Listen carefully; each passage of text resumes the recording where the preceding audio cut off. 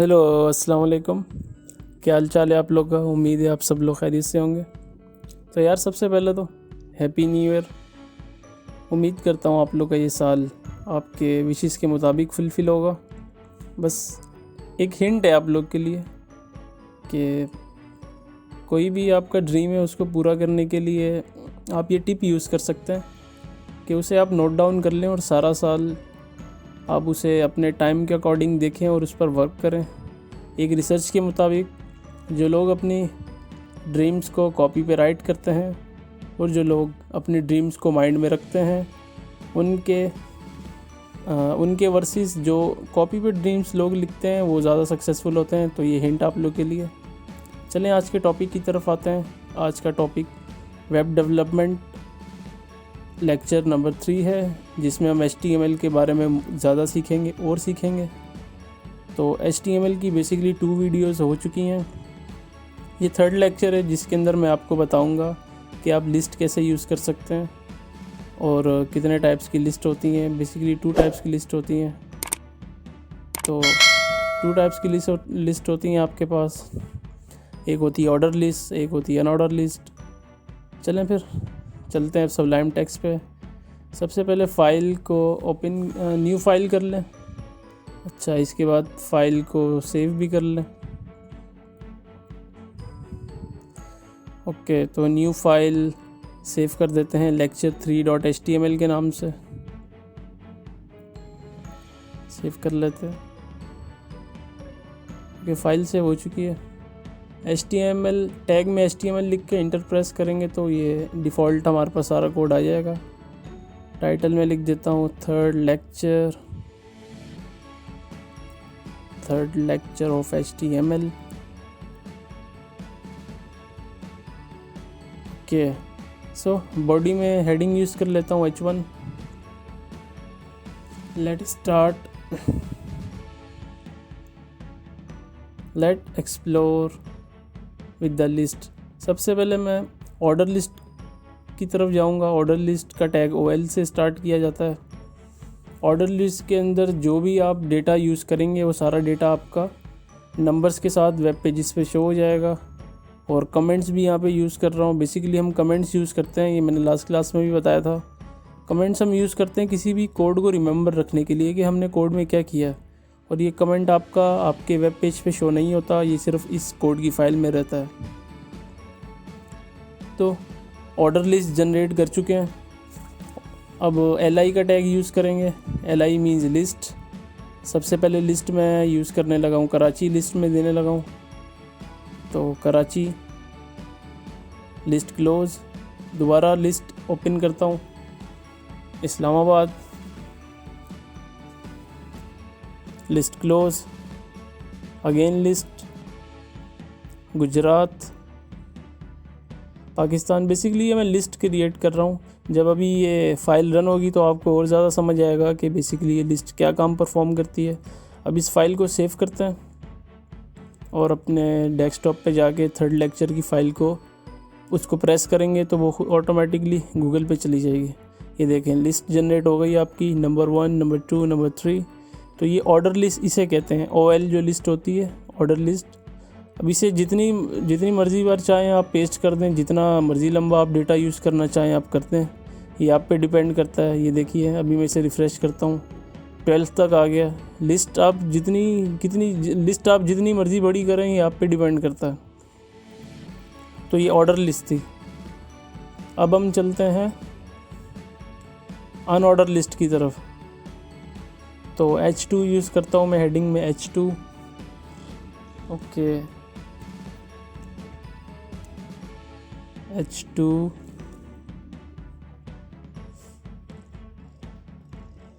H2 के अंदर again let explore. अब अनऑर्डर लिस्ट को हम एक्सप्लोर करने लगे। अनऑर्डर लिस्ट और ऑर्डर लिस्ट में ये डिफरेंस है कि अनऑर्डर लिस्ट में जो आपकी लिस्ट है वो बुलेट पॉइंट की फॉर्म में बन जाएगी और ऑर्डर लिस्ट में वो आपकी लिस्ट जो बनेगी वो नंबर्स को यूज़ करके बनेगी 1 से 10 तक। और अनऑर्डर लिस्ट में जो आपकी लिस्ट है वो बुलेट पॉइंट को यूज़ करके क्रिएट हो जाएगी। लिस्ट बेसिकली अब होती क्या है? लिस्ट वही है जो आप अपने कॉपीज़ पे पॉइंट्स लिखते हैं डिफरेंट छोटे छोटे पॉइंट्स आप लिखते हैं या कोई भी डेटा आप लिखते हैं लिस्ट की फॉर्म में ना, तो ये लिस्ट होती है। तो इसी तरह यहाँ पर भी मैं कमेंट यूज़ कर रहा हूँ ताकि अगर आप लोग के गाइडेंस के लिए कि ये यूएल का टैग क्या करता है। UL means unorder list, OL means order list. अब यूएल के अंदर एलआई आएगा और हमेशा ओएल के अंदर एलआई आएगा। यूएल और एलआई, सबसे पहले यूएल का टैग यूज़ होता है फिर एलआई का। अब मैं लिस्ट बना रहा हूँ वेजिटेबल्स की, मैंने लिस्ट बना ली। अब लिस्ट बनाने लगा हूँ मैं, फूड की लिस्ट बन गई मेरी। और यहाँ ग्रॉसरी की मैंने एक लिस्ट बना ली। ओके, यूएल को टैग को क्लोज़ करता हूँ और फाइल सेव करके रिफ़्रेश करते हैं। ये देखें, ये आपकी अनऑर्डर लिस्ट बन गई और ऊपर आपकी ऑर्डर लिस्ट बनी हुई है। अब ये लिस्ट थोड़ी मुझे छोटी लग रही है तो मैं गूगल पे जाता हूँ और फ्रूट्स के नेम गूगल से कॉपी कर लेता हूँ। ओके, बेसिकली ये फ्रूट्स के नेम जो मैं कॉपी कर रहा हूँ, ये बस मकसद आपको यही है कि बड़ी लिस्ट आप कैसे बना सकते हैं।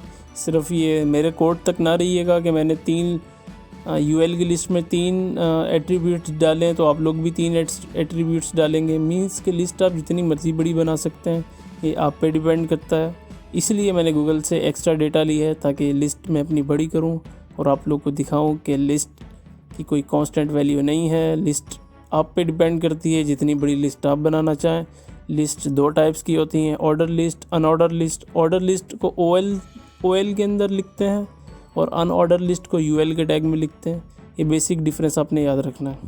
ऊपर आपकी अनऑर्डर लिस्ट बनी हुई है और नीचे आपकी वेजिटेबल्स की ऑर्डर लिस्ट बनी हुई है। इसी तरह ऊपर जो मैंने सिटीज़ के नेम मैंने कॉपी पेस्ट कर दिए थे, अब ज़रा प्रोफेशनल काम करता हूँ और पाकिस्तान के जो सिटीज़ के नेम है उन्हें गूगल से कॉपी करता हूँ और अपनी लिस्ट में जाके पेस्ट कर देता हूँ। ओके, तो मैंने नाम यहाँ से कॉपी कर लिया, यहाँ जाके पेस्ट कर देता हूँ और ये जो डुप्लीकेशन है डेटा की इसे ख़त्म कर देता हूँ। सही है। और यहाँ पे एलआई का टैग ओपन और एलआई का टैग क्लोज़ हर सिटी के बाद लिख देता हूँ। ये फ़ौरन से कर लेते हैं। फिर अपनी लिस्ट को चेक करते हैं गूगल पे जाके कि फ़ाइल में क्या चेंजेस आई हैं। ओके, सो इसी तरह गुजरावाला का भी लिस्ट के अंदर list open and list close. LI का टैग हम लिस्ट के लिए यूज़ करते हैं, ओएल का टैग हम ऑर्डर लिस्ट के लिए यूज़ करते हैं, यूएल का टैग हम अनऑर्डर लिस्ट के लिए यूज़ करते हैं। आई होप कि क्लियर हो गया होगा आपको। अगर नहीं कुछ भी कन्फ्यूजन है तो कमेंट में मुझे बताइएगा, मैं आप लोग को अगेन से गाइड कर दूंगा। गाइडेंस का इशू नहीं है, जितनी बार आप पूछें उतनी बार टीचर हाजिर है। अब इसे रिफ़्रेश करते हैं, सेव करते हैं इस फाइल को। Ctrl+S से ये फ़ाइल सेव होगी और थोड़ा सा अपने कोड को भी अरेंज कर लेता हूँ। नीट कोड जितना होगा उतना रन करने में आपको आसानी रहेगी। तो ये है, कोड की भी स्टैंडर्ड्स होते हैं तो इस तरह। अब 3rd लेक्चर की फ़ाइल को रिफ़्रेश करता हूँ और ये देखें आपके 1 से 11 तक सिटीज़ आ गए। ये आपकी अनऑर्डर लिस्ट, ऑर्डर लिस्ट है और नीचे आपकी अनऑर्डर लिस्ट है जिसमें बुलेट्स पॉइंट के साथ लिखा हुआ है। बेसिकली ऑर्डर और अनऑर्डर लिस्ट में बस यही डिफरेंस है कि ऑर्डर लिस्ट बुलेट पॉइंट में आती है और अनऑर्डर लिस्ट आपकी नंबर्स को यूज़ करके आती है। अब H1 की हेडिंग में चेंज कर देता हूँ और बेसिकली ये सिटीज़ ऑफ पाकिस्तान के नेम को रिप्रेजेंट कर रहा है, इसलिए मैं इस लिस्ट के हेडिंग को सिटीज़ ऑफ पाकिस्तान बोल देता हूँ। H2 की लिस्ट आपको रिप्रेजेंट कर रही है वेजिटेबल्स नेम को मोस्टली, तो मैं वेजिटेबल्स नेम्स लिख देता हूँ। ओके, तो ये तो लिस्ट का हो गया। अब मैं आपको ये बताता हूँ कि 2 पेजेस क्रिएट करके, मतलब एक वेबसाइट में आप मल्टीपल पेजेस कैसे क्रिएट कर सकते हैं कि लिंक को आप प्रेस करें आप दूसरे पेज पे चले जाएं। तो ये काम आप कैसे कर सकते हैं, इसके लिए सबसे पहले एक न्यू फाइल आपको बनानी पड़ेगी। न्यू फाइल बनाने के बाद उसे लिंक करवाना पड़ेगा। ये सारी चीज़ें हम करते हैं। तो न्यू फाइल सबसे पहले बना लेते हैं। ओके, इस फाइल को सेव कर देते हैं attach1.html। ओके, तो ये फ़ाइल सेव हो गई। HTML के टैग, HTML के बाद इंटर प्रेस करें, डेटा आ गया। टाइटल में मैं लिख देता हूँ टाइटल में लिखता हूँ सेकंड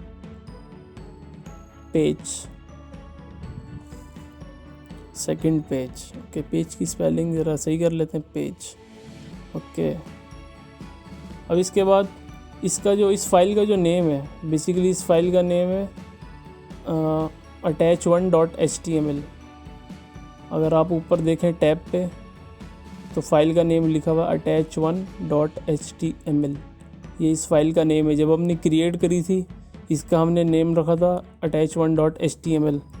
तो ये चीज़ों की हमें ज़रूरत पड़ेगी इस फाइल को लिंक करवाने के लिए। तो यहाँ पे मैं लिंक करवा देता हूँ इसको।